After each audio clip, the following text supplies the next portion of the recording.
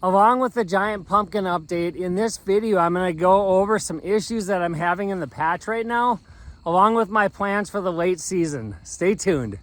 It is Tuesday, September 16th. So we're going to start here at the 1970.5 Turner plant. I'm going to show you an issue that I actually have on all of my plants right now, and something you can look forward, or look for, not look forward to, something you can look for if you're growing giant pumpkins, something to look out for. If you see here, there's a bee there.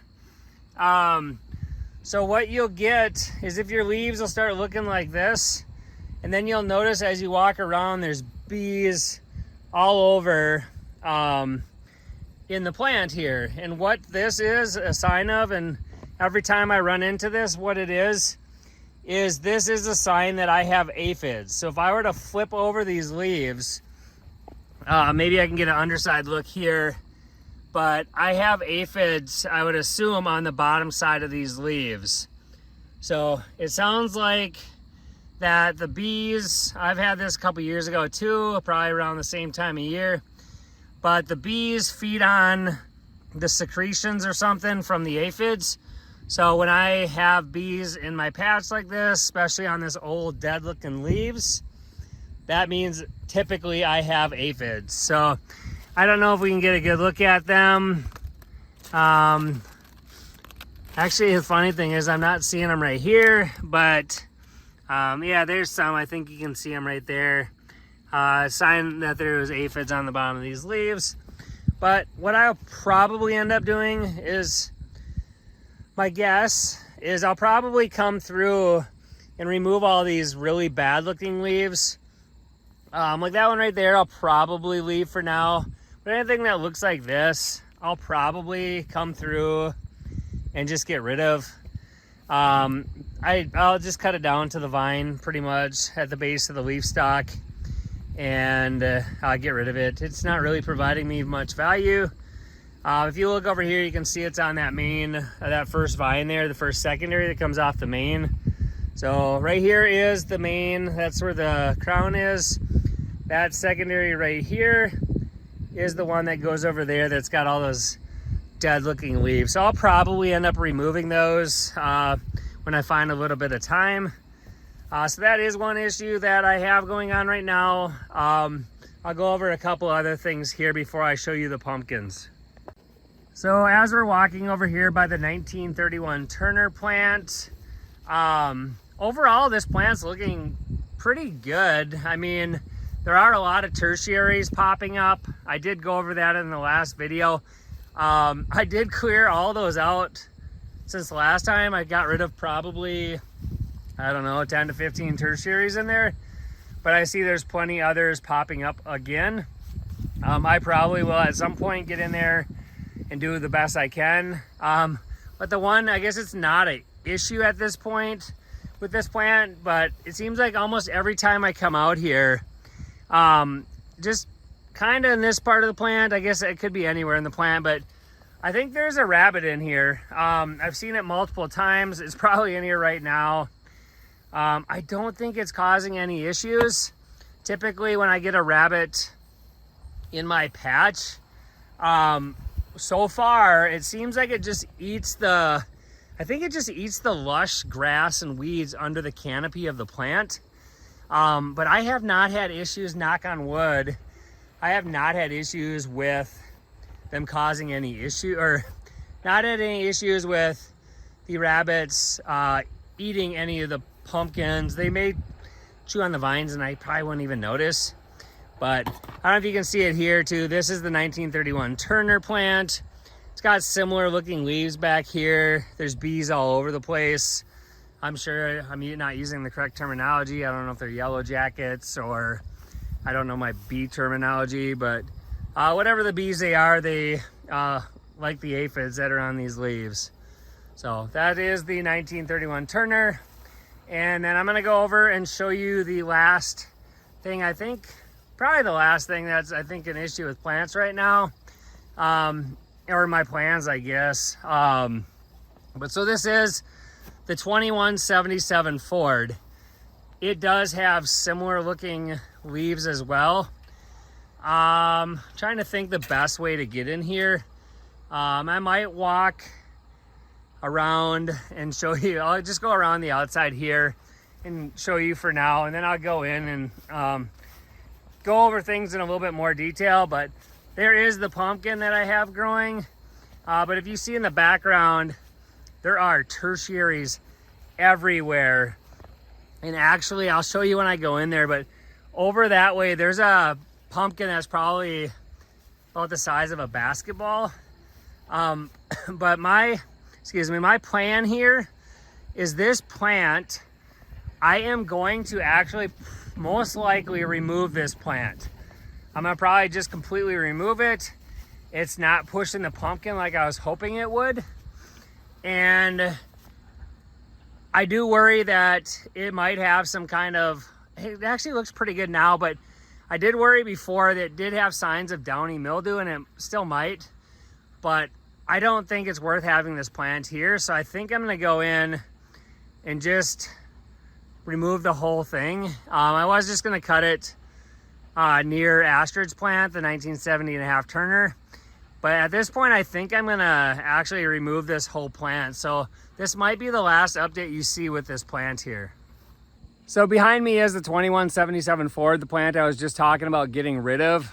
Another reason I wanna get rid of the plant is I do not want to, I haven't been watering it. So it's been getting whatever we've been getting for rain, which hasn't been a ton, but I have not been watering it, haven't been fertilizing it. Don't want to try to manage another plant. So if I decide to spray for like downy mildew or powdery mildew, I don't want to have another plant to spray. If I just spray for bugs, I don't want to spray another plant. So I just kind of want to clear this out of here, and that's kind of another reason. And so I know in the last update we had, I was going over how I was covering my pumpkins with sleeping bags. Well, the weather did change. It is currently 80 degrees right now. It's almost 7 p.m. It is 80 degrees. It was, I think, supposed to be 87 today. It was really warm with the sun out earlier. But it's been 80s or around 80 the last few days, and tomorrow it's gonna be in the 80s again. And then it doesn't dip much. Our nights are like in the 60s lately. So it's completely switched from when it was like highs of 50s, maybe 60, and lows in the 40s or maybe even hit the 30s. It's really flipped here. I don't know if my pumpkins are actually responding and growing better because of it, but I'll flip you around and show you this 2177 Ford plant a little bit better, and then the pumpkins on the other two plants. Sorry. So I don't want to spend too much more time on this, so I'll just go over it quick. You can get a better look at all the tertiaries that are popping up everywhere on this plant. And this is the bonus pumpkin I found today. It's actually a decent size, but I still don't want to keep the plant. But anyways, that's all I really wanted to show you this plant, and we're gonna go to the better ones now. Okay, now we're by the 1970.5 Turner plant. This is the old part of the plant. From the other side, you saw it over there right away where I was showing the aphids. But so this is the back side of the plant before the pumpkin. And then anything from here up this way is ahead of the pumpkin. And then over here, this actually is the secondary that comes right off before the pumpkin on this side. And this is the one that I had said in the previous video that I was continuing to grow out. I did 2 days ago terminate this. So this is where this vine is gonna end. It actually looks like it might have got some sunburn from the sun we got recently, because it's been kind of intense, which is odd for this time of year. But so this is the front side of the plant to give you a better look. It does look super healthy. I don't know if it's big, this healthy part's big enough to really push the pumpkin along too good. But in the last video I had showed a crack, and I'm gonna see if I can get this fan off. I'm sure you probably can't even hear it, but I don't even know where the dial is. There it is. Okay, so in the last video I showed I had a tiny little crack here, and it's opened up. It's turning into more of a normal growth crack. And then I might have had this one on the video, and I think this has happened since the last video, but I came out here the one day and I wanted to rub a little bit of alcohol on the crack. I think on the last video, these two cracks were here, and I was talking about these marks, which could have been either from these clips or from my hangers or from the zippers of the sleeping bag that I had on these. But anyways, this mark wasn't here, I don't think. And so it started off with like this tiny little, I think it was this one right here. It was just a tiny little slit. And I went to rub it with alcohol. So I took a little paper towel with a little bit of alcohol on it, and I went to rub it. And the second I touched the skin, it made a really loud pop sound, kind of like a crunch almost, like you're biting into an apple. Well, what happened is this crack like split open just as I touched it. Like, I'm sure that's how some of these growth cracks happen overnight. They just like pop open, but I've never had it where I've been at the pumpkin and just touched the skin lightly and it pops open. So that scared the crap out of me. I wasn't expecting it. But luckily it didn't turn into anything. It was fine, but made me really nervous. So here's a look at Astrid. She is, oh my, I think she is 82 days old today. I'll double check that, but I think she's 82 days old. Give me 1 second, I'll come right back. Well, good thing I checked. Astrid is 83 days old today. So 3 days ago, she was 80 days old, and she measured at 1,799 pounds. So just under 1,800 pounds. It's funny because her measurements are smaller than my last year's pumpkin at the end of the season, but she looks, I mean, she's still got time to grow, but she looks bigger than last year's for some reason. I measured her, just got a rough estimate with the tape measure, but from side to side, not where she touches the ground, but from side to side, I have her at 5.5 feet wide. And then front to back, I have her about 5 feet wide, which is kind of hard to tell from here, but I have her 5 feet wide and probably a little over 3 feet tall. So I didn't, take time to get an exact measurement, but she is a decent size. And actually, her base, so her base where she touches the ground, I was measuring it to get an idea for a pallet. And I know I'm not gonna figure it out yet. I'll have to build a pallet at some point. The pallet here is actually probably gonna be bigger than my pallet was for my 1970 and a half Turner, which was the mother to this one. But I think this one needs a bigger pallet, at least base wise, so the whole base fits on the pallet. So I'll have to figure that out once it gets closer, and just kind of get measurements figured out. Now I'm on the other side of the 1970 and a half Turner plant. Here's a good look from this side. It is looking nice up here. What I'm trying to do right now is figure out how much water I should be giving the plants right now. It's warm, but I don't think the plants are taking up as much water. So I'm trying to figure out, like, am I giving them enough water? Am I giving them too much water? So I'm struggling with that. I want to get these weeds cut out of here.